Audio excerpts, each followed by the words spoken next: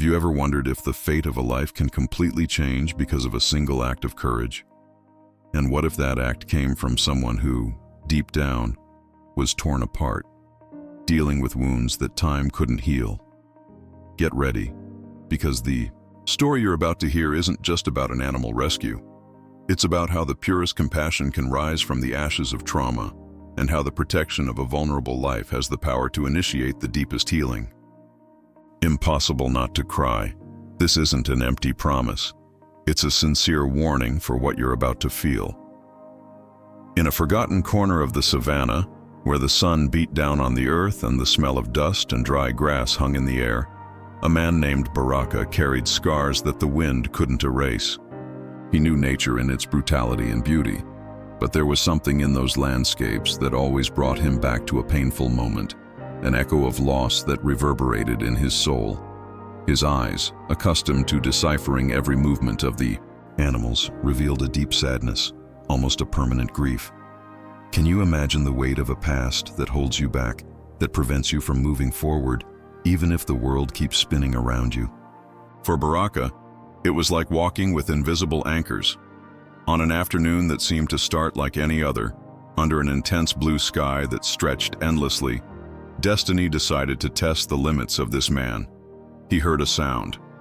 It wasn't the imposing roar of an adult lion, but a faint, desperate meow that seemed to tear a piece out of the afternoon's silence. This sound, so small, carried an urgency that cut through the warm air. It's the kind of noise that makes you stop, tilt your head, and ask, what could have happened there? Curiosity was instant, but for Baraka, it was much more than that. It was a call, almost a whisper from the universe, pulling him towards something he, deep down, knew he had to face. It might sound cliché, but believe me, there are moments in life when everything seems to align, and every step, every breeze that touches your skin seems to guide you to an inevitable encounter. As he walked, the sound grew clearer, and a trail of fresh paw prints on the beaten earth led him towards a tangle of thorns, the kind that seem woven to trap anyone who dares to touch them. There, Baraka wouldn't just find an animal in distress. He would find a mirror for his own pain and a challenge that could, finally, set him free or break him completely. If you love emotional animal stories, go ahead and hit that like button and subscribe so you don't miss any. Because what he saw next, in that bush, would change everything. And it was there, among the dry, sharp branches that looked like the teeth of a sleeping monster, that Baraka saw him. In the heart of that thorny tangle, a small lion cub was trapped. Its large, terrified eyes stared at him, while one tiny paw was visibly caught, a red spot of blood staining its still new golden fur. Can you believe that, even amidst the wildness of the savannah, the vulnerability of a cub can just squeeze your chest in an inexplicable way? That meow, now clearer, sounded like a lament, a desperate plea for help that echoed in Baraka's soul. If the scene wasn't dramatic enough, a strong earthy smell began to fill the air. It wasn't the sweet perfume of acacias, but the peculiar scent of wild boars, mixing with the smell of damp earth that, strangely, seemed to come from some distant point, perhaps a stream. A group of them, with their sharp tusks and curious eyes, began to emerge from the undergrowth, drawn by the same sound. Wild boars, as clumsy as they might seem, are incredibly territorial and fierce animals when they feel threatened or spot easy prey. Interestingly, they're faster than they look, reaching speeds of up to 50 km/h, which makes them dangerous adversaries, even for a lion cub. In that instant, Baraka's mind traveled to a past he fought so hard to bury. That cub, that situation of imminent danger, was a painful mirror of an old loss, a tragedy that had deeply scarred him. He felt his heart clench, an old pain tearing open again. It was an internal battle, a true tug-of-war between the instinct to help and the paralysis of fear of reliving a trauma. Who hasn't found themselves paralyzed by a bad memory, right? That moment when the past grabs you and won't let you take a step forward, even knowing what's right? Baraka, standing there, watched the cub struggling, its breath coming in gasps, and the wild boars approaching, their nostrils sniffing the air. He knew the law of the jungle. Nature takes its course, and human intervention isn't always welcome. But what would he do? Turn his back and leave the cub to its fate, as if reliving the destiny that so tormented him? Or risk everything, face his own ghosts and the fury of nature to try to protect that vulnerable life? It was a decision that weighed tons, and time was running out for him. At that crucial instant, when the air seemed to thicken and the distant sound of cicadas fell silent, Baraka felt something shift within him. It wasn't lightning, nor a divine revelation, but a spark of compassion that suddenly ignited the old embers of courage he thought he'd lost forever.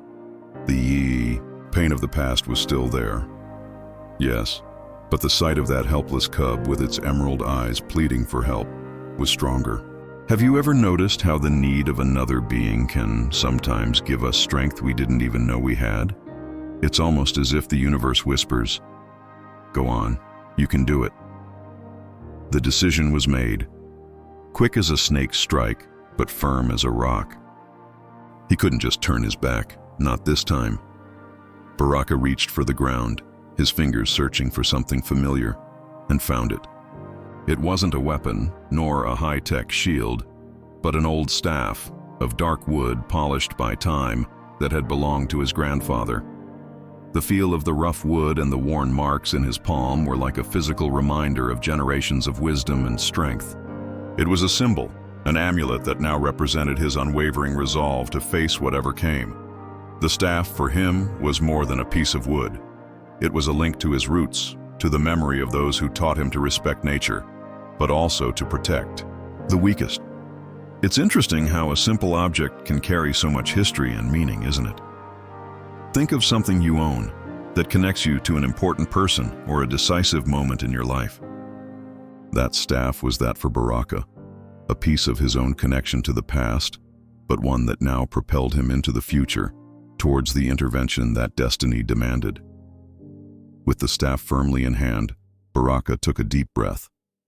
The fear was still there, a cold pang in his stomach, but surprisingly, it no longer paralyzed him. He wasn't a hunter, but a protector. And at that moment, with the lion cub meowing softly and the wild boars growling, the line between self-preservation and the protection of that vulnerable life became clear. He was going to fight, not for glory, but for a chance at healing, to, perhaps, just perhaps, find the peace he so desperately sought. His legs, once hesitant, now moved with a determination that the wild boars, in their instinctive ferocity, could never understand. The show was about to begin, and the savannah, silent, seemed to hold its breath. With the staff in hand, Baraka advanced. It wasn't a roar, but a guttural cry, almost a lament mixed with fury that ripped through the air and made the wild boars recoil a step. The smell of adrenaline and dry earth mingled in the air as he positioned himself between the wild boars and the thorny bush. The wild boars, who until then seemed confident in their numerical superiority, became confused.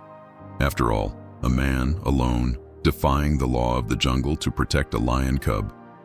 This was something off their script. Have you ever seen a wild animal hesitate?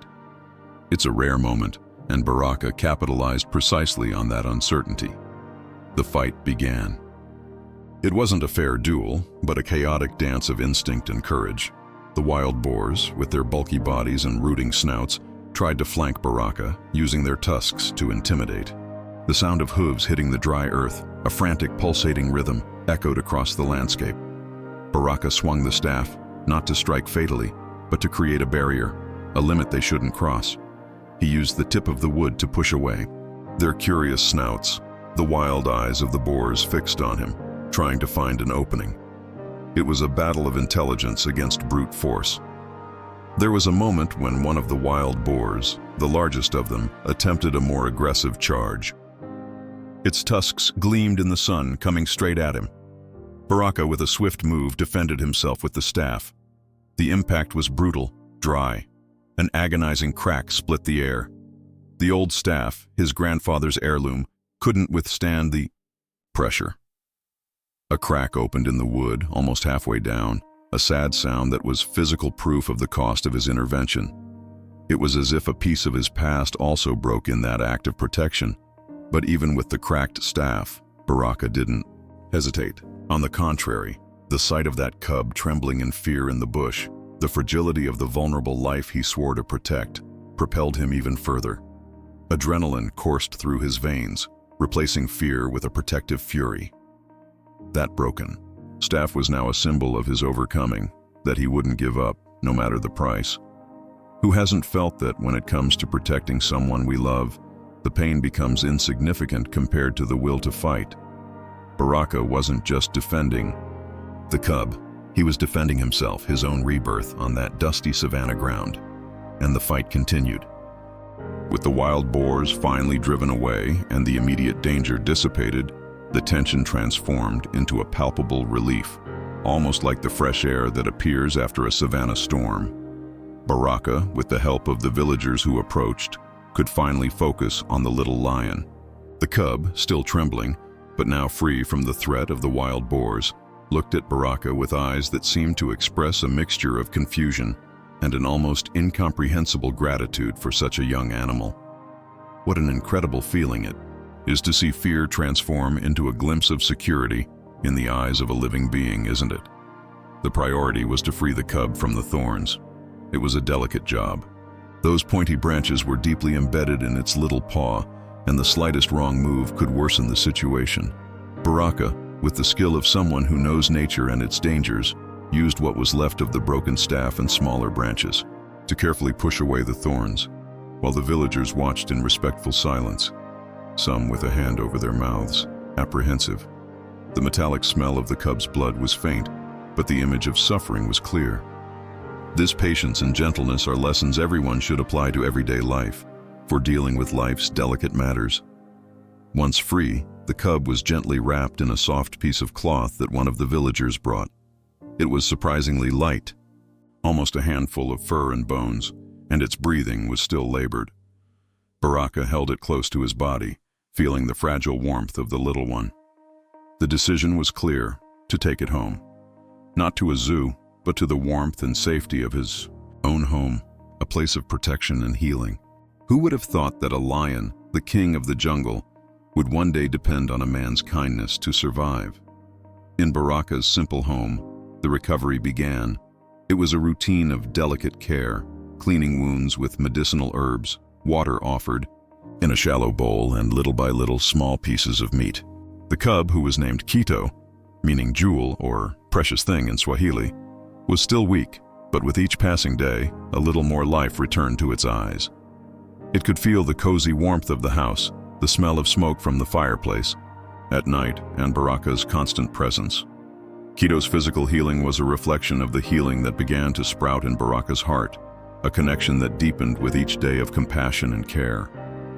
The journey was far from over, but the worst, without a doubt, was behind them.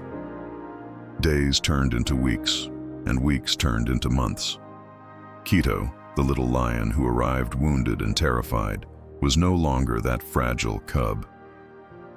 Now he was a young lion, growing strong and lithe, with even brighter fur and eyes full of mischievous vitality.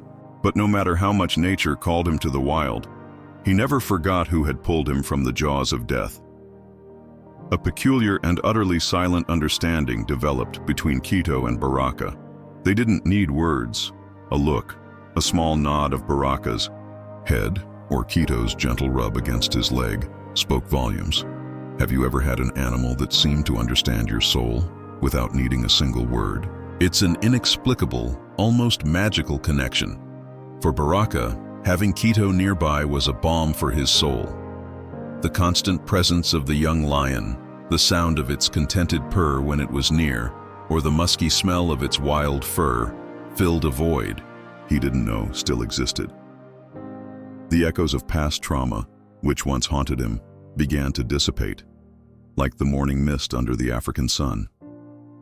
Caring for Kito, watching him grow and strengthen, was a form of healing Baraka never imagined possible. It was as if, by protecting the vulnerable, he had, at last, protected himself.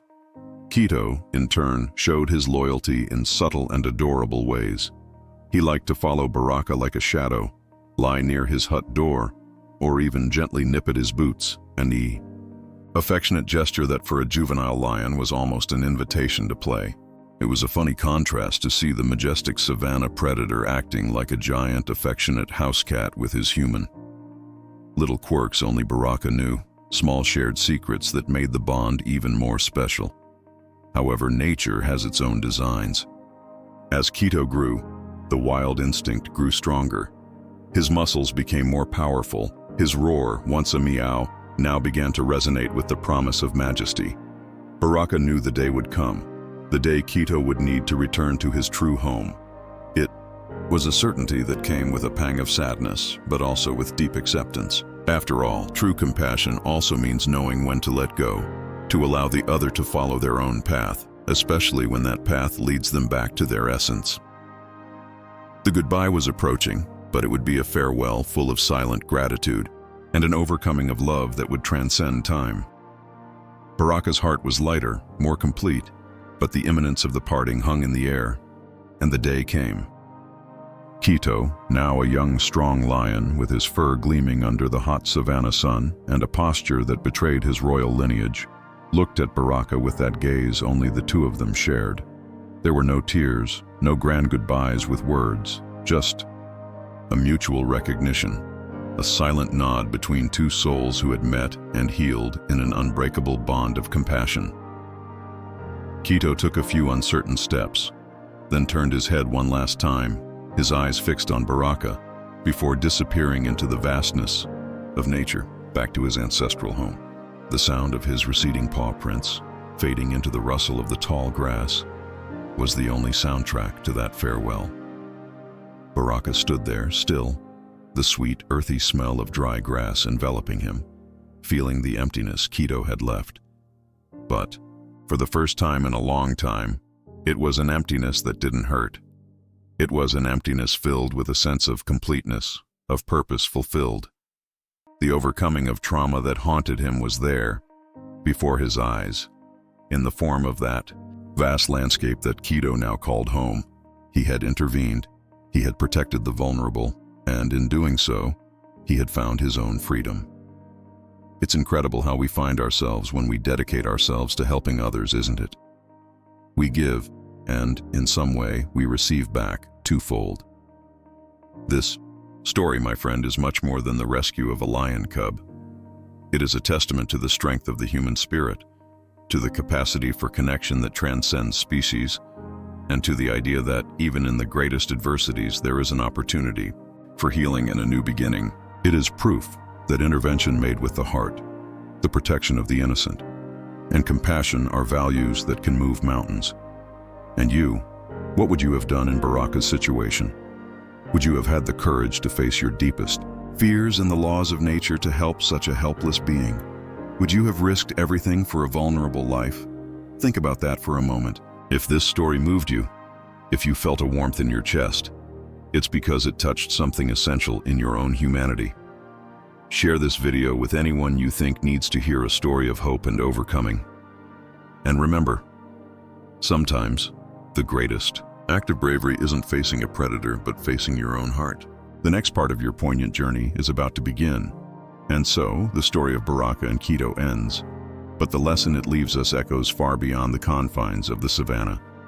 It reminds us that true compassion knows no barriers of species, nor is it intimidated by danger. It is a vivid reminder that intervention made with the heart, the protection of those who are most vulnerable, has a transformative power. Baraka, by confronting wild boars and, more importantly, by confronting his own ghosts, found not only the overcoming of trauma, but a profound healing for his soul. He didn't just save a life, he saved himself and showed us the way to a kind of connection with nature and with ourselves that goes far beyond what we can touch. Think for a moment. How many times in our own lives do we face situations that demand action from us, an intervention, but fear, bad memories, or comfort hold us back? Baraka's story teaches us that, even when the past weighs heavily, the courage to act for others can be the key that unlocks our own freedom and leads us to a healing that seemed impossible. It's an invitation to reflect on our role in the world, on how we can be beacons of compassion and protection for those who need it, whether they are human or animal. Who knows? Maybe your next act of kindness could be the one. This chronicle is a testament to the resilience of the spirit, the capacity for unconditional love, and the beauty of second chances that life, and sometimes a totally unexpected being, offers us. It's a story that warms us inside and makes us believe a little more in the inherent goodness of the heart. If you've made it this far, it's because this message resonated with you. And you, what is your story of connection with an animal that changed your life? Or of a moment when compassion led you to an act of overcoming? Tell us in the comments. We'd love to read your experiences and learn from them. If this story warmed your heart and made you reflect, please leave your like and subscribe to the channel so you don't miss the next emotional chronicles. And to continue this journey of inspiring stories, the next video suggested by YouTube will move you even more. Don't miss it. Wildlife always has profound lessons to teach us.